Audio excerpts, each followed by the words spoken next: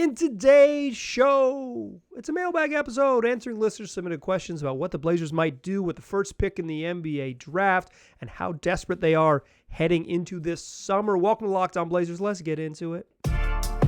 You are Locked On Trailblazers, your daily Portland Trailblazers podcast. Part of the Locked On Podcast Network, your team every day.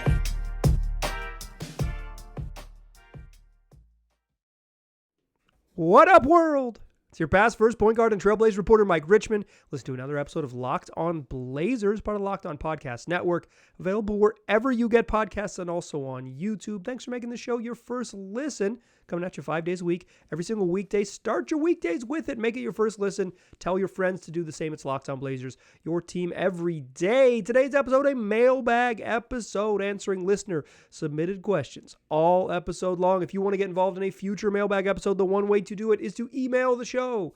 LockedOnBlazersPod@gmail.com. That's LockedOnBlazersPod@gmail.com. The email address will be in the episode description for this episode. Shoot me a note. I'm pretty good about responding to emails, and that is the only way we are going to do mailbags from here on out. Basically, send me a question. I'll like it. I'll save it. I'll enjoy it. I'll say, hey, it's a pretty good question. I'll save it, enjoy it, and use it in a future show. I will try to get better about giving you a heads up, but my bad. I didn't do that this time. So email me, lockedonblazerspod@gmail.com. Like some of your fellow listeners have, including listener Nick, who sent the question. Bear in mind, there's a couple highly improbable assumptions here. Here are the slim chance scenarios that could become real, and what would the Blazers do? In probable scenario number one, the Blazers land the number one overall pick and a chance to draft Victor Wembanyama. In probable scenario number two, the 76ers lose ugly in the early rounds of the playoffs. James Harden bolts for a return to the Houston Rockets, and Joel Embiid looks around and asks out of Philly. Done with the city of brotherly love. Do the Trailblazers consider trading the number one pick and a potential generational great, and perhaps Shaedon Sharpe and a couple more picks plus salary for Joel Embiid? Does Damian Embiid would be devastating. Having that pick vaults Portland into the top bidders for any superstar on the block, but do they offer that pick for anyone? Does keeping the pick and drafting Wemby close the book on the Dame era? What do they do? Listener Nick asks. Okay. Let's roll with Nick here for a second. That's it. It is an astute observation that this is all like pie in the sky stuff, right? The Blazers have the sixth best draft odds. They're chasing, quote unquote, Orlando to get the fifth best draft odds. Even then, relatively slim chance of getting the number one overall pick. Pretty good chance of getting a top four pick if they end up fifth. Pretty good chance, right now, just 28%, 27 and some change percent of getting a top four pick if they hang out where they are in sixth. But fourth is not one. One is Victor Wembanyama, who is, by many accounts, the best draft prospect, the best prospect to enter the NBA draft since LeBron James. LeBron James is pretty good. Wemby, I have watched play 2 games. Thanks to being a generational talent, he's on the NBA app a bunch. You can watch him the same way you watch League Pass. So I've seen him play 2 full games. I've probably seen him play as much basketball as any non-Duke player coming into the draft. Like I'm pretty familiar with his game, quite frankly. I apologize, I was not familiar with your game, to quote the great Shaquille O'Neal. But pretty familiar, meaning I've seen him play a couple games. I think he's going to be really good. The games I've seen him play, he's been really good. He almost has a wing-like skill set, except he's 7'4". He has incredible sense around the rim. I would say in the game I watched, he was taking some one-legged three-pointers. If anything, the basketball is too easy for him right now, and he needs to take a step up in level in competition. So he can't take one-legged leaning threes, and it gets a little more challenging for him. Do I think he'll be a star right away in the league? I don't, but I think he could be like a above average NBA player, maybe in year one, as soon as the back half of year one, like a impactful NBA player, positively impactful NBA player is probably the best way to say that. Maybe not above average, it might be too far, but like positive, like a dude who contributes and helps. And by years 2 and 3, he might be something more than that. He's just really special, and we've never seen someone his size and all of those things. So what would the Blazers do with that? Let's answer it 2 ways. Like, what do I think the Blazers would do, and what do I think I would do? What do I know I would do? Do I know? I think the Blazers would just take him. I think you just take him. I understand the temptation to say, like, listen, Damian Lillard's 32. He's probably running out of patience with not being, with the promises to get good. And if you have Victor Wembanyama and it takes him however long to get good, even if it's another year, does Dame have the patience for a year? Does he have the patience to see long down the horizon until he's 34 years old? Or does he say, like, I want to play with an MVP candidate, trade Victor for Joel Embiid? I think listener Nick's proposal of, like, Wemby plus Shaedon Sharpe plus draft picks plus salary fillers probably even is too rich for me, for my blood, for the Joel Embiid trade. But I don't think it's outside of the realm of what Daryl freaking Morey would ask to acquire Joel Embiid. Like, I think that while that sounds like a massive package, like, it's Daryl Morey. It's what it's gonna take. Is why I'm really skeptical of the Blazers acquiring Embiid without him saying, "I'm out of here. I'm coming to your office with some kind of weapon, and I need to be traded to Portland immediately." But, like, I think the Blazers don't follow that route. I think they say generational talent. The most responsible thing to do is get the generational talent on your team and push forward with that. And I think that's probably the right thing to do. Now, if they landed at 2, 3, and 4, I think you consider trading that pick for a star, should that star be available. But I think it has to be like a certifiable, like someone really stinking good who helps right away. If their pick is that 6, 7, 8 range, I think you trade that pick much more comfortably, because if you're committed to Damian Lillard, you're committed to kind of being somewhat irresponsible in the way that other teams that are at the Blazers sort of range might team build. It's like, you can't wait for picks at this point. You can't wait. You got it. You got to go get it. Like, or you have to go the other way and you have to say, listen, it's not going to work with Dame. It's kind of spells the end. If they weren't to trade that pick, I think you can be competitive with Dame and Wemby on the team. Like, the question is, like, would it spell the end of the Damian Lillard era? I don't think so. It would maybe change how we perceive the sort of timeline, because it's like, is Dame going to be like the sort of that Chris Paul figure where it's like, well, eventually they're going to be really good with these two youngsters and Dame will be 37, and, like, can you win at that stage? And I think that wouldn't be outrageous to think, but it's like, it's a much deeper timeline than what they've been pitching, quite frankly, to us in public. What I would do, I would also make the pick. If you have a chance to draft someone who's going to be that good, you just do it. I understand the temptation because Joel Embiid is an MVP right now, and Victor Wembanyama has promises of being a multi-time All-Star. That's not an MVP. If Wembanyama is as good as LeBron in terms of, like, it's like one of the best players in the history of the sport. But you mean, like, what I mean by that is if he's someone who is in the running for multiple MVPs, even that is going to take a couple years. Joel Embiid has finished second in the MVP voting, might win the freaking thing this year because of backlash about Nikola Jokic. I can see the temptation to do it at 1 in this draft with Wemby. I would not. And I don't think the Blazers would either, although I am speculating. And guess what? The best case scenario is we get to talk about this for real. Like, that's the Blazers' best case scenario, is that they do win the lottery and we get to have this real conversation. For now, speculation. Things have to go wrong in Philly in the right way for us to even get to the second part of the speculation. But I think the best case scenario for the Blazers is that they're talking about Victor Wembanyama and, him cruising down Hawthorne or whatever. The NBA players have, like, literally never been to the Central East Side. So I think, like, it means, like, him checking out the sights in Tigard, Victor Wembanyama getting stuck in traffic on the Beaverton Hillsdale Highway. That's the real NBA player experience here in Portland. Get lost on Barber Boulevard somewhere.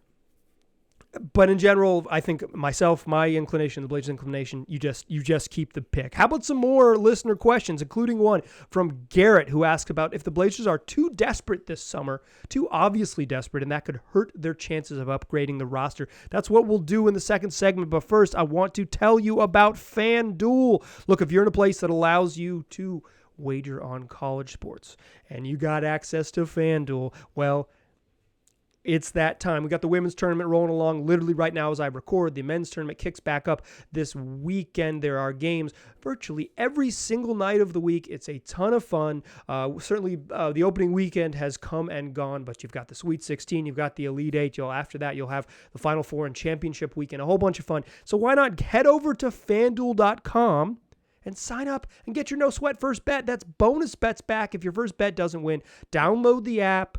Safe, secure, super easy to use. Then you can bet on everything from the money line to point scores to three-pointers drained. Plus, FanDuel even lets you combine your bets for a chance at a bigger payout, with the same game parlay. Don't miss that no sweat first bet. Up to $1,000 in bonus bets when you go to FanDuel.com/lockedon. That's FanDuel.com/lockedon. Make every moment more with FanDuel.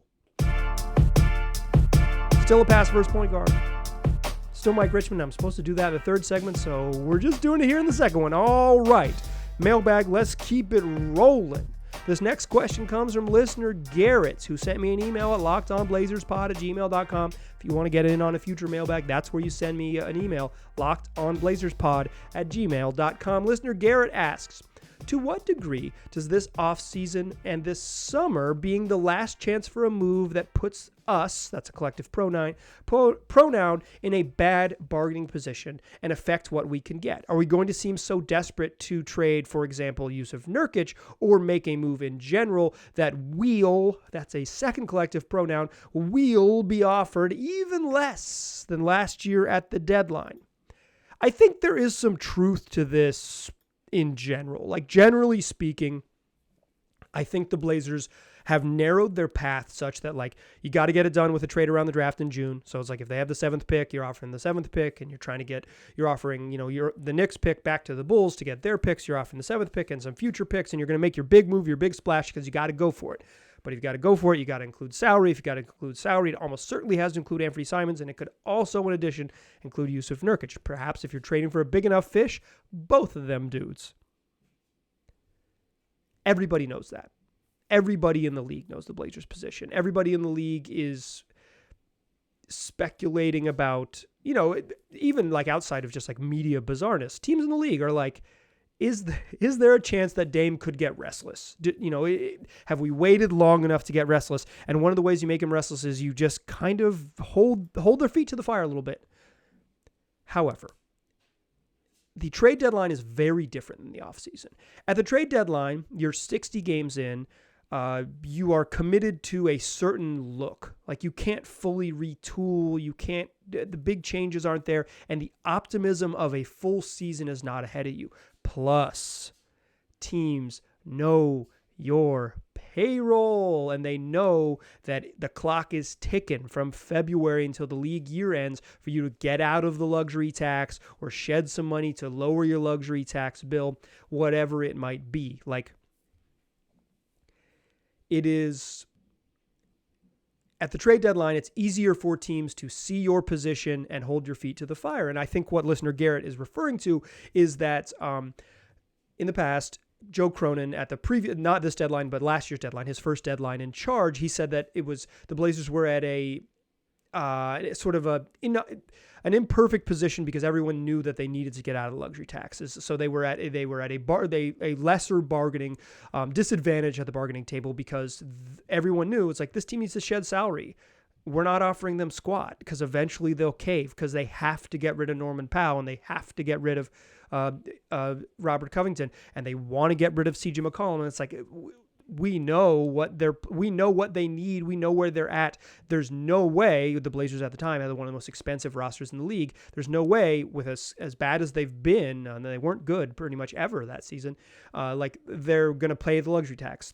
This team is going to bail. They're going to rebuild. Like, they have a new GM. They're going to change is a coming.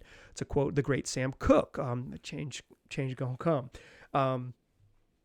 It's not like that in the summer because everyone, some teams are like, okay, well, we're not going to make moves now at the deadline because we don't like what we have, and we're like 60 games in, and we've won 29 games, and we're just like, we're not good. We're gonna figure it out in the summer. In the summer, it's easy to, people get fired, new people get in charge.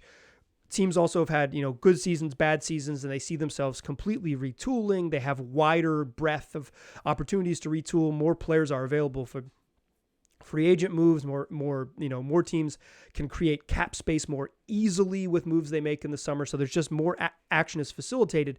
And because you're deeper away from the league end year and the luxury tax payment coming due, which comes due at the end of each season, teams can't really bully you financially. It's different. It is different at the trade deadline than it is in the offseason. That said, teams know what the deal is with the Blazers.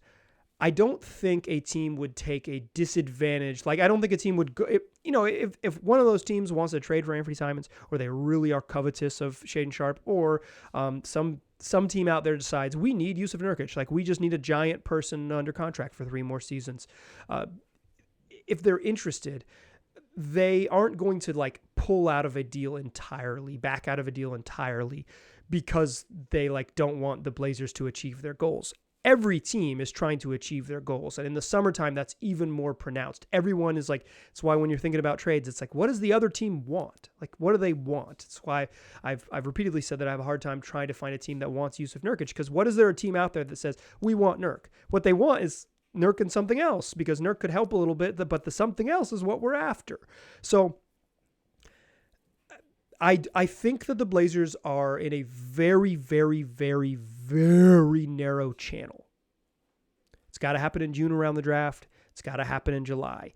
If they get into September and this team isn't radically improved, the clock starts ticking a little bit louder. I think for the first time, including in a story in Sports Illustrated written by Chris Mannix, Damian Lillard has kind of openly admitted that it's now or never.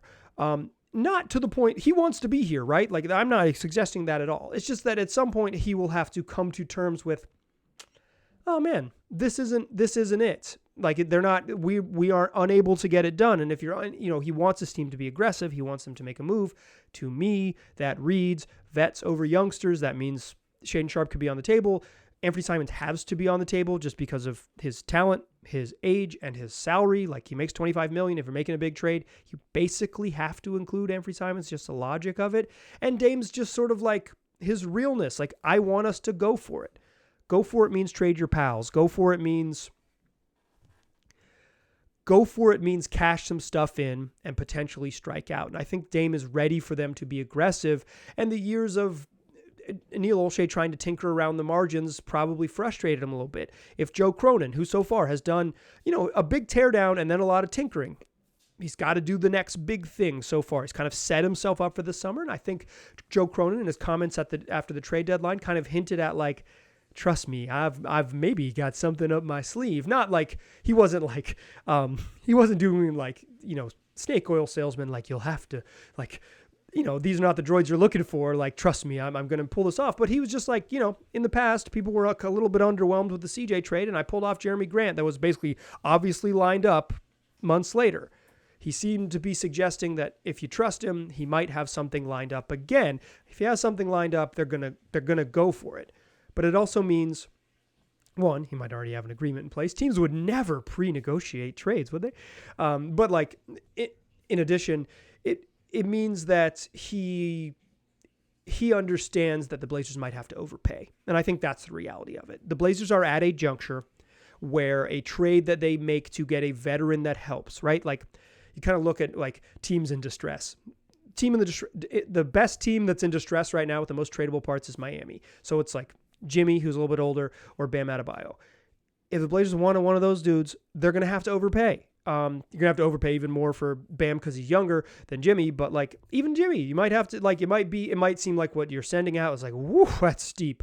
But Portland is in this position, as Garrett noted, where it's everybody knows what their deal is. And if they're trying to make this move, trying to be aggressive, it might mean that they have to be they just have to be less judicious with their assets. That's just the truth of it. They're going to have to go for it. They're going to have to throw in an extra pick, throw in the Nazir Littles that maybe you wanted to hold on to. The reality is if Cronin says, trust me, we're really itching to make a big trade, you might have to overpay. And I think the desperation is not that the Blazers won't be able to make a trade or they'll get super squeezed. It's that they're going to have to throw in an extra pick. They're going to have to throw in one extra thing because they have narrowed their window so small that they have to go for it. They got to.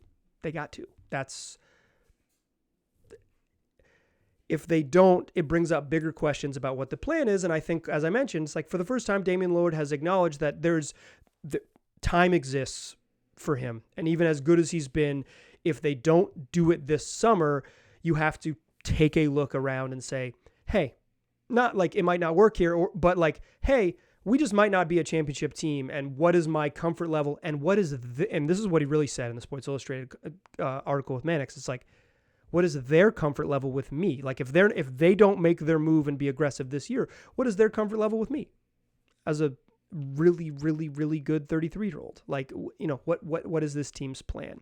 So I think there's some truth to Garrett's concerns that the Blazers are desperate and known to be desperate, and that could impact their trades. I don't think it's going to halt their ability to make moves. It just might force them to add a little extra sweetener because everybody knows their desperation. That said, find a team in distress. Find if it really blows up for Miami, sure, that's good. If it really blows up in other places, that's good for the Blazers. Turmoil is what you want for the Blazers this off season. All right, let's close the show answering a listener question from listener Stacy, who asks how Damian Lillard would fare in an NCAA style tournament. That's what we'll do in the third segment. Join me there, won't you? Still a pass first point guard. Still Mike Richmond. You are still listening to Locked On Blazers. And this time, I got my intro right. Let's continue on with the mailbag segment. Listener, if you want to send a question in, lockedonblazerspod@gmail.com. This next one comes from listener Stacy, who asks, would Damian Lillard have a ring if the NBA was a March Madness-style tournament instead of rounds of 7 games? How topical. Topical questions make the show. Thank you, Stacy, for the question. Hard to know, but my gut says, hell yeah, he would. He's an incredible one-off dude. He has this ability he has an ability to say, I'm going to tap into it because we need to win. I mean, no better example of that than the bubble, when it was like, I only want to go here if we have a chance to win. They lose a game against the Clippers where he misses a free throws and he's getting clowned, and it's like, okay, now we are in must-win territory. And Damian Lillard, scores 60 against the Mavs, like goes nuts against the Nets, like really, really, really tapped into a certain level, and then comes out first game against the Lakers and has 34-5-5 in the bubble, and they win game 1 against the eventual champs. Like, he can really tap into it in those moments. Like, he's really stinking good, and his sort of one-off ability to get hot makes that sort of he's Ali Frukmanesh supercharged.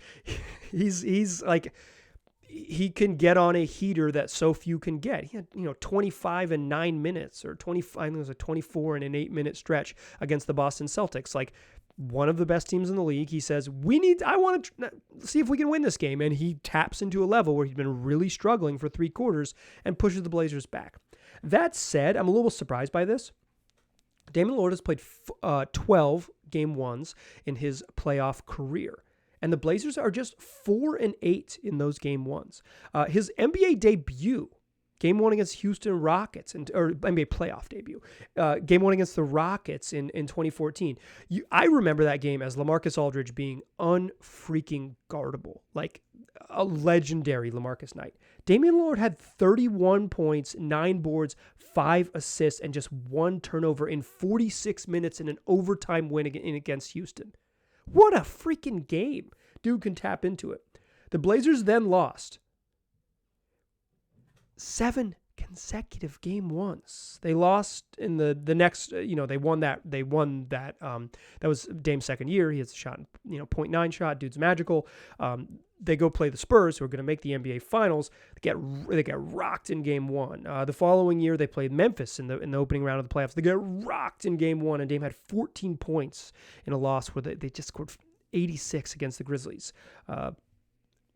Everybody got hurt. The following year, playoff series, they won. lost game 1 to the Clippers. They ended up winning that series, lost game 1 to the Warriors in 2016. In 2018, lost game 1, or excuse me, 2017, lost game 1. 2018, got swept, lost game 1.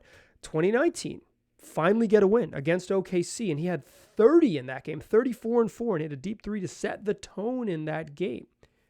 Game 1 after they won that series, game 1 against Denver, they lose there. When they make the Western Conference Finals, they lost game 1 in that series because they got swept as well.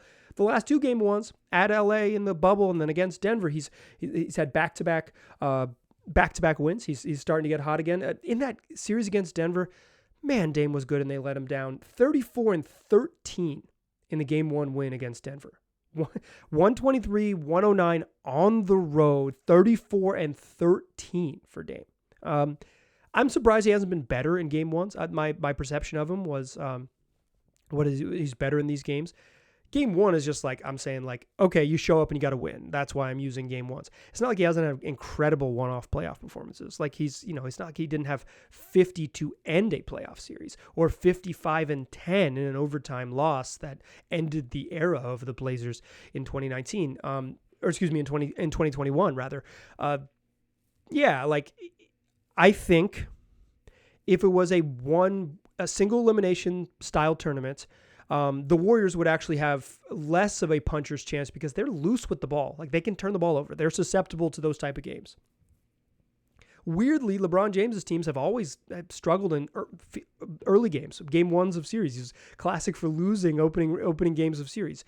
So not that that's like a perfect judgment, but like those teams, obviously they've been able to tap in and be incredible. And like prime LeBron in a single elimination tournament, hard to pick against him. But I think Dame would have, in the very least, made an NBA Finals. If it was one game, one dude, one shot, I feel really good about him in the way that series often for the Blazers they've been worn down because it's like it's a meritocracy in the NBA playoffs. You got to win 4 games, and it's like you go up. They've gone up against teams. It's like, yeah. Yep, the Spurs are better than them. Yep, the Warriors a couple times, 3 times. That team's better. The Lakers in the bubble. It's like, yeah, that team's better. Even that Memphis series, like LaMarcus quit on them, but they were, he quit because Memphis was just straight up better than them. I think Dame would, in the very least, have made an NBA Finals. In the very least, have made an NBA Finals if it is an NCAA-style single elimination tournament. It's super fun to think about. It's too bad he never made the NCAA tournament at Weber because he would have been an all-timer. In the way that CJ, with the Lehigh moment, it's like, yeah, dudes, shot makers, like guys who are tough shot makers and tough shot takers who will take, threes are how you win games. Threes are how you score upsets. It's always been true, even before the 3-point revolution. In the NCAA tournament, how you score an upset is you make threes, you don't turn the ball over, timely buckets, hit the shots that are worth more points. That's how you spring an upset. Dame is one of the great off-the-dribble 3-point shooters in the history of the sport. He could spring upsets, and he would be comfortable bombing 40-footers. He can get hotter than most. I feel comfortable saying that he could win, 3 straight single elimination games to get himself to the NBA Finals. I'm imagining him playing prime LeBron James like 8 consecutive years to begin his season at the point. I think LeBron was just like when Dame entered the league, I think LeBron was at his absolute peak in 2012. Even the season before that, he was coming off his absolute peak.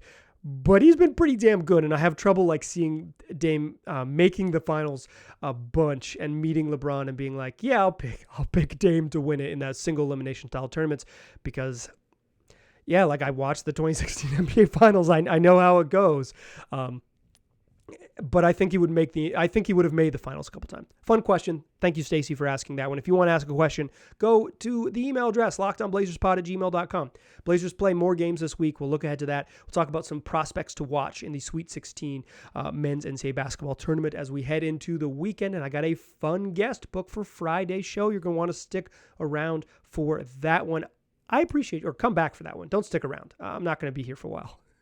But we'll come back. We will talk.